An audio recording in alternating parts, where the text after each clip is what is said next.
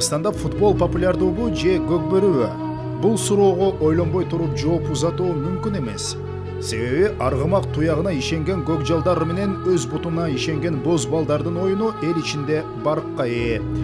Биз жогоруда аталган командалык спорт түрлөрүнүн учурда кыргыз жергесинде жайылышы тууралуу чакан иликтөө жасап көрдүк. Бул иликтөө менен биз бул спорт түрлөрүнүн бирин жактап, уйурмандарды таарынкыбыз келбейт. Болгону алардын кайсынысы коомчулукта көбүрөөк кызыгуу жаратып жатат деген суроо бизди да кызыктырат. Андемесе, кеттик. Жандуу көрүүчүлөр. Жогорудагы сурообузга жооп алуу үчүн биз бир нече критерийлерге таяндык.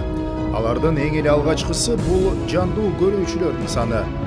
Көкбөрү жана футбол боюнча улуттук курама командаларыбыз таймашканда стадион менен ат майдан кокосуна чейин толуп, беттештер аншлаг менен өтөт.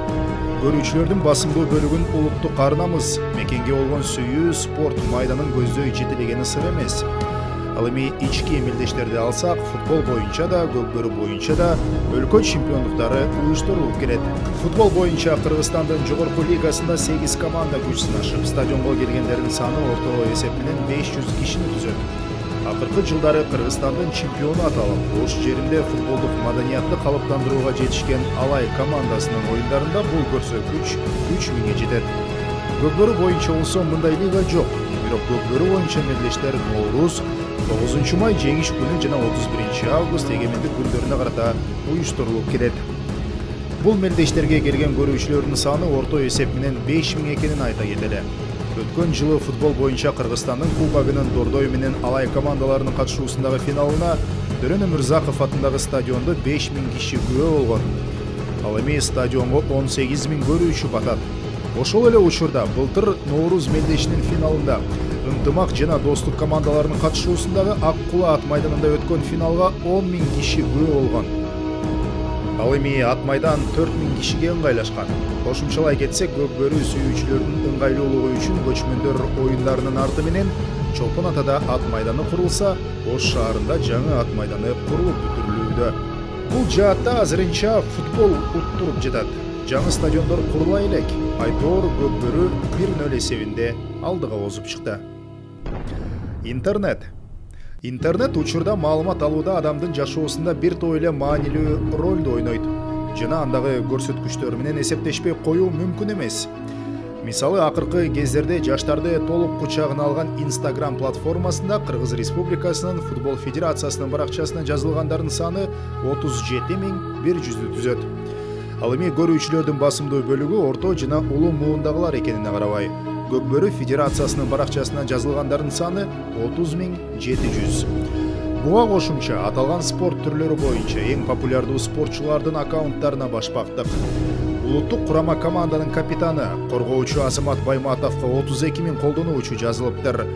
Манас Ниязовдун карьерасы менен турмушу 67000 адамга кызык экен. Бул жаатта иликтөө толугураак болсун деген ниетте пабликтерге кайрылдык. Футбол боюнча эң популярдуу паблик Кыргыз футболдун жазуучулары 16000ден ашат экен. Ал эми көкбөрү боюнча ата мекендик эң популярдуу баракча көкбөрү KG-нын көрсөткүчү 73100. Ошентип социалдык тармактарда да көкбөрүнүн сүйүүчүлөрү футболдон бир азга болсо да көбүрөөк болуп чыкты. 2-0. Шоу-бизнес. Футбол боюнча Айыма Айылчиеванын Сүрөөң чыгармасын ким билбейт? Ага чейин 2000-жылдардын башында футбол аталышында Сема менен Хамза Латипов да ырдап чыгышкан. Бирок алардан Асылбек Өзүбеков, Кылыч Эдик жана Курал Чокоевдор жараткан көкбөрү аттуурлар кем калышпайт.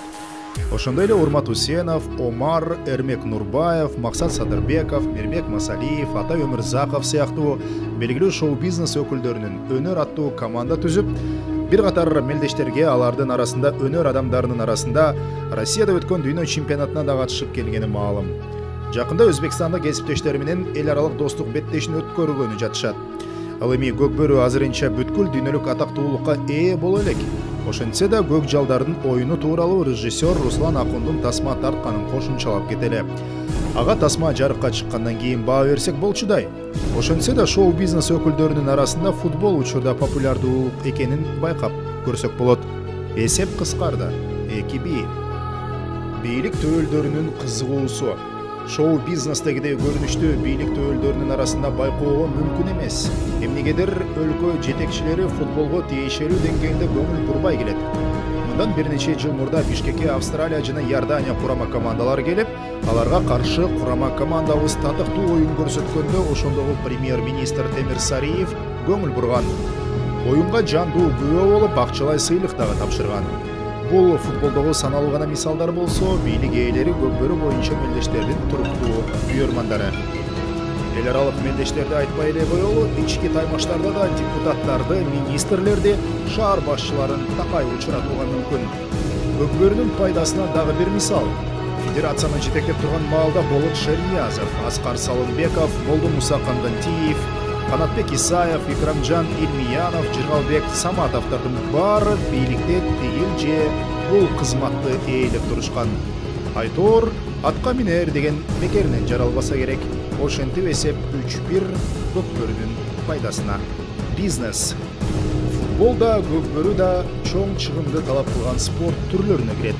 Европада клубтар футболчуларга миллиондоп айлык төлөп, команданын жеке учагын сатып алганына карабай, жолго коюлган бизнес модулу аркылуу чыгымдарды жаап, ири пайда тапкан гана жетишишет.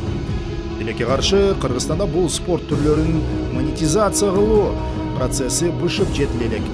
Экөө тең меценаттардын колдоосу менен жашап келет. Ошентсе да футболдон аздыр көптүр бир нерсеге ээ болуп баштаган учурларды Абдышата менен Дордой клубтарынын мисалында көрүүгө болот. Ал эми көкбөрүдөн азырынча киреше табуу мүмкүн эместей, буга өз кезегинде Көкбөрү Федерациясын жетектеп, спорттун бул түрүнө инвестиция жасап көргөн. Учурда футболду колдоп келген белгилүү коомдук ишмер жана көрөгөч жеке ишкер Аскар Салымбеков ынангандай. Демек, футбол көкбөрүгө караганда жеке ишкерлер үчүн аз да болсо, орусча айтканда, привлекательный көрүнөт окшобойбу. Ал эми эсеп кайрадан кыскарды 3-2.